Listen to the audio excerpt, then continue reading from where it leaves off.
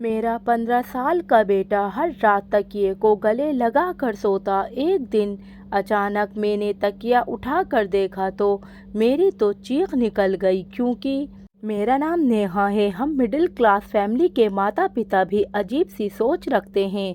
मेरे माँ बाप को लगता था कि मैं अकेले घर में शादी करके जाऊंगी तो वहाँ पर राज करूंगी। मेरे ससुराल में तो ना तो नंदे थीं और ना ही सास ससुर का झंझट था, बल्कि मैं कहूँगी कि सास ससुर तो समझने वाली बहुओं के लिए उनके माता पिता की तरह होते हैं। जो बहुएं सास ससुर को नहीं समझती, उनकी भी कुछ अपनी मजबूरियां होती होंगी। मेरी सोच तो ये थी कि मेरी शादी एक ऐसे घर में हो जहां भरा पूरा परिवार हो, लेकिन शायद सास ससुर की सेवा करना मेरे नसीब में नहीं था। लेकिन मेरे माँ बाप इस बात पर भी खुश थे। कहते थे कि अमीर लड़का है, हमारी बेटी को हमेशा खुश रखेगा। वो लड़का तो क्या था, एक 40 साल का आदमी था और एक बेटे का बाप था। उनका नाम विनोद सिंघानिया था। वो शायद अपने 15 साल के बेटे के लिए किसी नर्स के रूप में एक बीवी की तलाश कर रहा था। लेकिन मेरे माँ बाप इन बातों को कहाँ समझते थे। बड़ा सा घर देखा और मेरी शादी उस घर में कर दी। उन्होंने सोचा हमारी बेटी को इस घर में दुनिया भर का आराम मिलेगा। हर माता पिता अपनी औलाद का सुख देखना चाहते हैं। यही सब कुछ मेरे माँ बाप ने भी किया और मैंने भी उनकी पसंद के मुताबिक शादी कर ली, क्योंकि मैं जानती थी अच्छी बेटियां कभी ना नहीं करती। वो तो अपने माँ बाप की रजामंदी में ही अपनी खुशियों को ढूंढ लेती हैं। वो मेरी शादी का दिन था, न कोई धूम धड़ाका, न कोई ढोल बाजे, क्योंकि सिंघानिया साहब की ये डिमांड थी कि शादी बहुत सादगी से हो। उन्हें शोर शराबा बिल्कुल पसंद नहीं था। शायद वो अपनी पहली बीवी के जख्मों से जान नहीं छुड़ा पाए थे, जिनकी मृत्यु आज से 12 साल पहले हो गई थी। सिंघानिया साहब की बीवी बनकर जब मैं इस हवेली में आई तो यहाँ भी सन्नाटे का राज था। बड़ी ही अजीब शादी थी। ना तो मुझे लेने नंदे आई और ना ही सास ने सिर पर हाथ रखा। सच कहूँ तो मैं इन रिश्तों के लिए तरसती थी, क्योंकि मैं जानती हूँ मोहब्बत से रिश्ते बनाना भी एक अनोखी सफ़र होता है। उनकी मंजिल हमेशा खुशगवार होती है। वो शाम का वक्त था। शादी के बाद मैं सिंघानिया साहब की बड़ी सी गाड़ी में बैठकर उनके घर आ गई। वो शादी का दिन था, मगर वो इतने व्यस्त थे कि उन्होंने मुझे घर के बाहर ही ड्रॉप किया और कहने लगे कि तुम अंदर जाओ, मुझे कुछ ज़रूरी काम है। अभी दरवाज़ा खोलोगी तो शालू तुम्हें अंदर ले जाएगी। मैंने सोचा ये शालू कौन है। मैंने धीमे से पूछा, क्योंकि इस घर में कोई औरत नहीं रहती थी। उन्होंने कहा नौकरानी है हमारी। उन्होंने बड़े घमंड भरे अंदाज में कहा और गाड़ी स्टार्ट करके चले गए। मैं उन्हें देखती ही रह गई। घर के दरवाजे पर खड़ी होकर सोच ही रही थी कि दरवाजे पर दस्तक दिए बिना ही दरवाज़ा खुल गया। एक खूबसूरत 20 साल की जवान लड़की ने दरवाज़ा खोला। वो इतनी ज़्यादा खूबसूरत थी कि उसका हुस्न एक कयामत ढा रहा था। उसकी खूबसूरती देखकर मैं भी एक लम्हे को घबरा गई। उस लड़की को मैं देखती ही रह गई। मैं उस लड़की को देखकर ये सोचने लगी कि अगर इतना कातिल हुस्न सिंघानिया साहब के घर में पहले से ही मौजूद है तो उनको मुझसे शादी करने की क्या ज़रूरत पेश आई। लेकिन शायद मर्द बीवियां खानदानी और महबूबा खूबसूरत ढूंढते हैं। खैर, अब इतना सोचने का कोई फ़ायदा नहीं था। ये औरत अपनी आंखों से बड़ी तेज़ और चालाक औरत लगती थी। अगले ही लम्हे मुझे दूर से घुटी घुटी चीखों की आवाज़ें सुनाई दी। मैं चौंक कर रह गई। शुरू से ही ऐसे ऐसे वाक़ये होने लगे थे जिनसे मुझे कुछ गड़बड़ का एहसास हुआ। तो मेरे कान खड़े हो गए जब शालू ने देखा कि कमरे से आने वाली चीखों पर मेरा ध्यान है, तो उसने मुझे ऊंचा ऊंचा बोलना शुरू कर दिया। जानबूझकर वो मेरा ध्यान बटाने की कोशिश करने लगी, मगर मेरा ध्यान तो सिर्फ़ और सिर्फ़ उस आखिरी वाले कमरे से आने वाली चीखों पर था, जिसे वो हर सूरत में चाहती थी कि मैं उन चीखों की नज़रअंदाज कर दूं। खैर मुझे उसकी बात तो मानी ही थी, क्योंकि यहाँ पर मेरा पहला दिन था। वो मुझे एक कमरे में ले गई और कमरे में ले जाकर मुझे बेड पर बैठाते ही खुद मेरे कमरे से बाहर चली गई। दरवाज़ा बंद करने लगी तो चीखों की आवाज़ और भी तेज़ हो गई। मैं सोचती रह गई कि ये तो अजीब घर है, एक तो सन्नाटा, ऊपर से ये ख़तरनाक चीखने की आवाज़ें। खैर मैं अपने पति विनोद का इंतज़ार कर रही थी। रात के 12 बज गए। बैठे बैठे मेरी कमर अकड़ गई, मगर विनोद नहीं आए। 1 बजे मेरी आंख लगने ही वाली थी कि कमरे का दरवाज़ा अचानक से खुला और वो अंदर आ गए।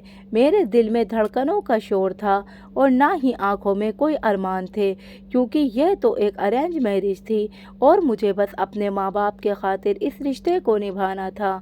विनोद आकर मेरे करीब बैठ गए और उनकी आंखों में भी घबराहट के अलावा कुछ और नहीं था।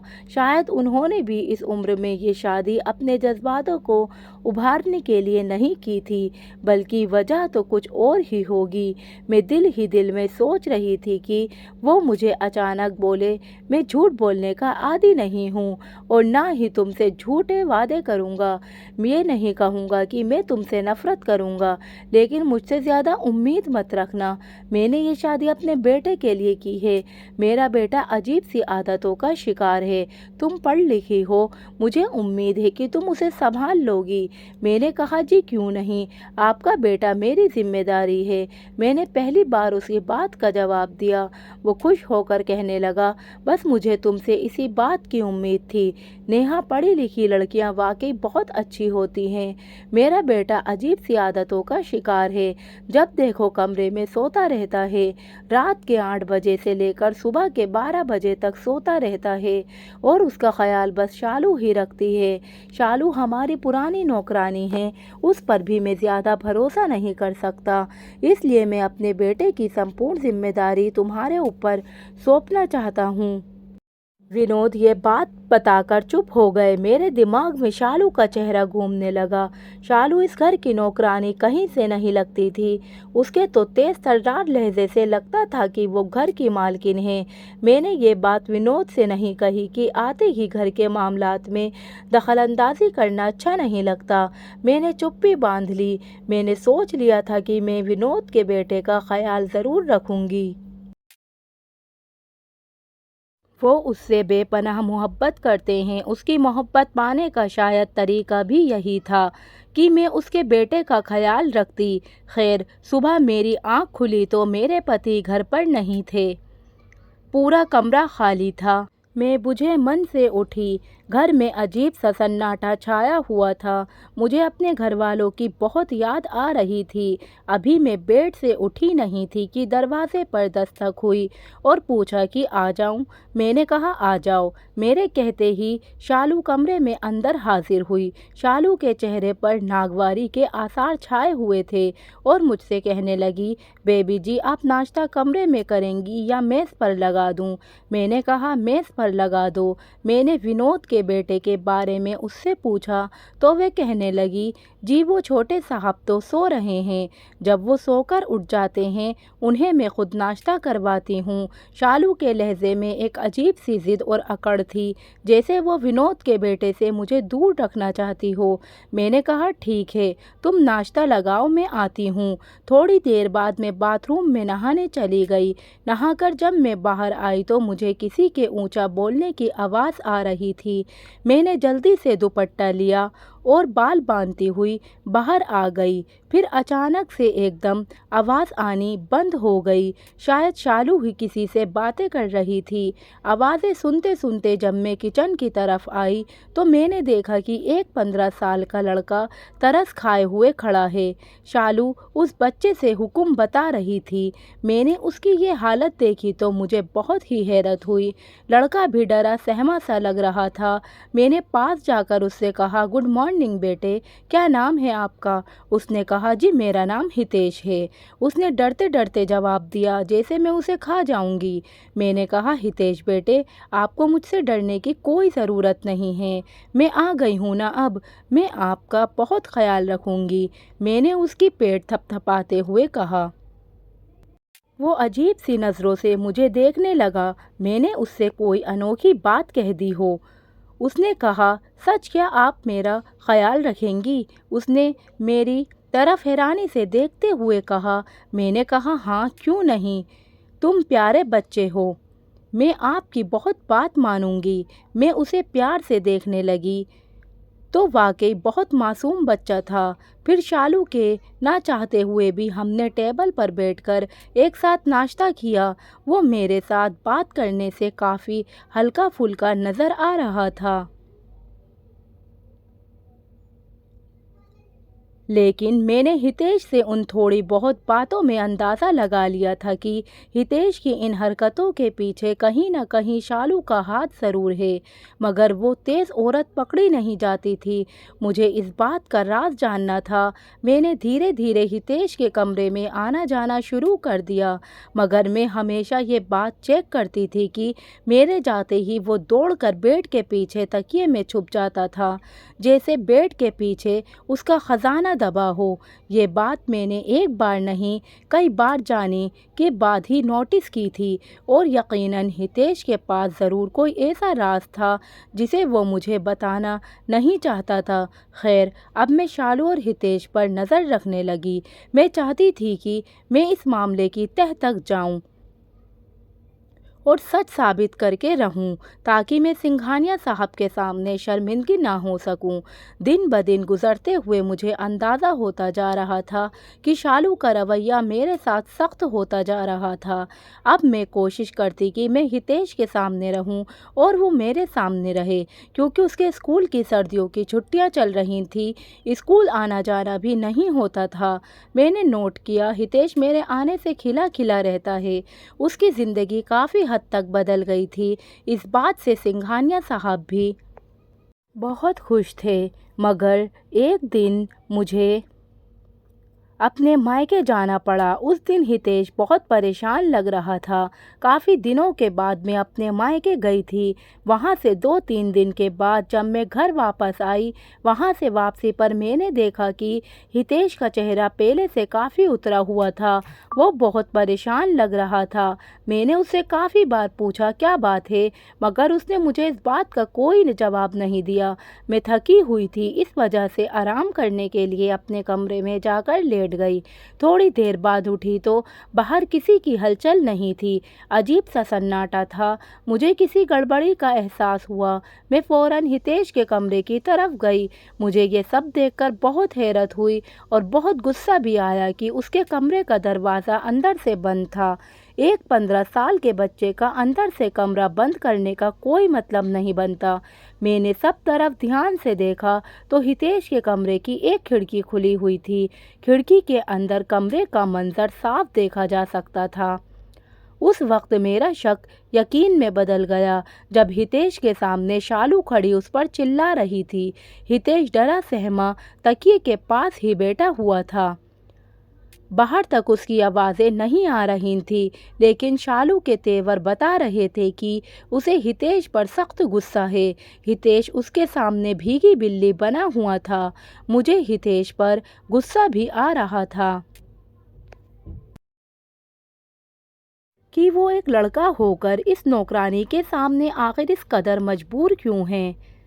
मुझे बहुत गुस्सा आया। मैंने दरवाज़ा जल्दी जल्दी बजाना शुरू कर दिया। शालू ने घबराकर दरवाज़ा खोल दिया। उसके चेहरे पर हवाइयाँ उड़ी हुई थीं, जबकि हितेश बहुत रो रहा था।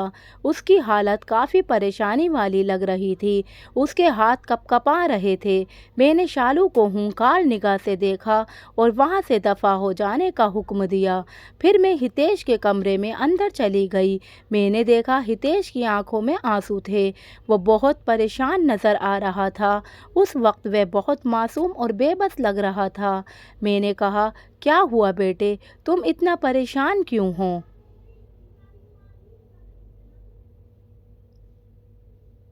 मैंने देखा हितेश का दूसरा हाथ तकिए पर था। गैर इरादा तौर पर वो मुझसे तकिए को छुपाने की कोशिश कर रहा था।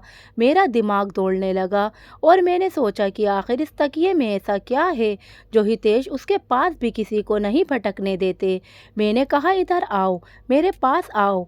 मैंने हितेश को उठने का इशारा देते हुए कहा, लेकिन वो तो जैसे तकिए के पास से उठने का नाम ही नहीं ले रहा था। तभी अचानक मैंने उसके हाथ से तकिया खींच लिया। यह देखकर मुझे भी बहुत हैरत हुई कि तकिए के नीचे कुछ ज़ेवरात और मेकअप का सामान पड़ा हुआ था और उसके साथ ही एक बारीक सा दुपट्टा भी पड़ा हुआ था। हितेश ये देखकर शर्मिंदा हो गया। उसने अपनी नज़रें झुका लीं। मैंने उससे कहा, ये क्या है बेटे, ये तुम्हें किसने दिए हैं? मैंने घबराते हुए उससे पूछा। उसने मुझसे कहा कि आंटी, ये चीज़ें मुझे शालू ला कर देती है। मैंने कहा, वो क्यों तुम्हें ये चीज़ें ला कर देती है? मैंने हैरत से पूछा, लेकिन हितेश के पास इस बात का कोई जवाब नहीं था। मैंने शालू पर बहुत ही गुस्सा आ रहा था कि ये क्या बगैरत है। आखिर एक बच्चे का दिमाग ख़राब करने का मकसद क्या है। मैं हितेश को छोड़कर भागती हुई शालू के क्वार्टर में गई, मगर शालू वहाँ मौजूद नहीं थी। उसका चेहरा मेरी आंखों के सामने आता तो मुझे सख्त गुस्सा आ जाता।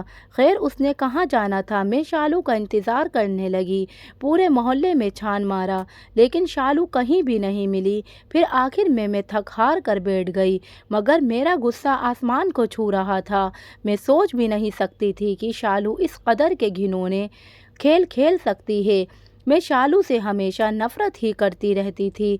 अगर मुझे उसकी हकीकत के बारे में पता ना होता। शाम को जब विनोद घर आए तो दरवाजे पर दस्तक हुई। उनके साथ शालू भी घर के अंदर आई। विनोद के होते मैं शालू से बातचीत नहीं कर सकी। इतना तो शालू मेरी आदत को जान ही गई थी कि मैं दूसरों के सामने कभी भी उसको जलील नहीं करती, तो वो चुप रही। वह जान गई थी कि मैं उसका राज मालूम कर चुकी हूँ। अब की बार शालू अपने क्वार्टर में बंद रहने लगी थी, ज़्यादातर बाहर नहीं निकलती थी। हितेश नॉर्मल हो रहा था। मैंने उसके कमरे में जाकर जेवर और मेकअप का सामान फेंक दिया था। अब बारी उसकी परवरिश की थी। मैं उसको अपने साथ खिलाती पिलाती और उससे ढेरों बातें करती थी। विनोद भी इस बात से बहुत खुश थे। लेकिन शालू मुझसे आखिर कब तक छुपती। एक दिन उसको मुझे हकीकत बतानी ही पड़ी। शालू की कहानी यूँ थी। मेरा नाम शालू है। हम दो भाई बहन थे। भाई अपनी शादी करके हमसे अलग हो गए। माँ ने मेरा और अपना पेट पालने के लिए इस बंगले में नौकरी कर ली। इस हवेली में कुछ नौकरी की ज़रूरत थी। मैं और मेरी माँ जब से इस घर में आए थे, दिल लगी और मेहनत से इस घर के काम करने लगे। माँ के साथ काम करते हुए मुझे एहसास होता माँ का सहारा बेटी के लिए कितना ज़रूरी है, और ख़ासकर पिताजी की मौत के बाद से। तभी मुझे एहसास होने लगा कि सिंघानिया साहब की नज़रें मुझ पर से हटती ही नहीं हैं। उनकी नज़रों में अजीब सी वहशत होती है। मैं ये सब देखकर घबरा जाती थी। मेरी कोशिश रहती थी कि मैं कम से कम उनके सामने आया करूं, मगर ऐसा नहीं हो पाता था। किसी न किसी बहाने मुझे उनके सामने जाना ही पड़ता था। ज़्यादातर विनोद साहब मुझे अपने कामों के लिए ही अपने कमरे में बुलाते थे और मुझ पर हमेशा से नज़र रखते थे कि मैं क्या कर रही हूँ और क्या नहीं कर रही।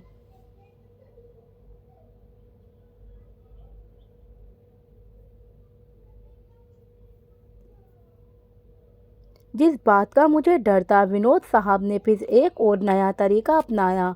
वो तरीका ये था छुपकर शादी करने का। शादी तो कभी भी छुपकर नहीं की जा सकती थी। बेबी जी, इतना तो मैं भी जानती हूँ कि छुपकर शादी करना पाप होता है, और अगर दुनिया वालों के सामने हम शादी करना चाहें तो हमें इज्जत भी मिलती और कभी न कभी हमें लोगों का सामना भी करना पड़ता। शायद उस वक्त मैं उनकी बात नहीं समझ पाई। साहब ने मेरी माँ से बात की कि वे मुझे अपनाना चाहते हैं, मुझसे शादी करना चाहते हैं, लेकिन फ़िलहाल तो वो इस शादी को खुफिया रखेंगे। मेरी माँ एक सीधी सादी और भली औरत थी जो दुनिया की ऊंच नीच को नहीं समझती थी। साहब की मीठी मीठी बातों में आकर मेरी माँ मान गई, लेकिन बात तो शादी की हुई थी। साहब ने अपना वादा पूरा किया, लेकिन शहर से बाहर जाकर एक मकान में मुझे रहने को कहा। साथ ही उन्होंने मुझसे छुपकर शादी भी कर ली। हमारी शादी में सिर्फ 2-3 लोगों के अलावा और कोई भी मौजूद नहीं था। शादी के बारे में मेरी माँ को भी नहीं पता था। साहब ने 6 महीने मुझे वहाँ रखा। उसके बाद मुझे घर वापस ले आए, शायद इसलिए कि यहाँ मेरी ज़रूरत थी। मैं यहाँ उनकी नौकरानी बनकर रहने लगी। कुछ दिन के बाद जब मैं गर्भवती हुई तो साहब का रवैया मुझसे बदलने लगा। उनकी दिलचस्पी मुझ में कम होती गई। पहले वो मेरे आगे पीछे दीवानों की तरह भिड़ते थे, लेकिन अब वो मुझे नज़र उठाकर भी नहीं देखते थे। मैंने जब उनसे इस बात की शिकायत की तो उन्होंने मुझे चुप रहने का इशारा किया। मैं क्यों चुप रहती? वो मेरे पति थे। लेकिन फिर मुझे पता चला कि मेरे साथ कितना बड़ा खेल रचाया गया है। साहब ने पहले मुझे चुप रहने को कहा। मैं चुप नहीं रही तो उन्होंने मुझे तलाक देने की धमकी दी। इस पर भी मैं जब बाज नहीं आई तो उन्होंने मुझे एक दिन तलाक ही दे। यूँ ये किस्सा जहाँ था वहीं का वहीं रह गया। फिर मैं एक तलाकशुदा औरत हो गई। मुझसे एक ऐसा गुनाह हो गया था जिसका बोझ मुझसे उठाया नहीं जा रहा था, जो कि गुनाह तो नहीं था, लेकिन ज़माने की नज़रों में तो गुनाह ही था। और फिर ये हुआ कि मैंने उस बच्चे को जन्म दिया, मगर जिन हालातों में वो बच्चा पैदा हुआ उसकी वजह से वो बच्चा बच नहीं सका और इस दुनिया से चला गया, हमेशा हमेशा के लिए। उसके जाने के बाद मेरे दिल में बदले की आग भड़क उठी। साहब की बीवी के बदले का इंतकाम तो कुदरत ने ही ले लिया।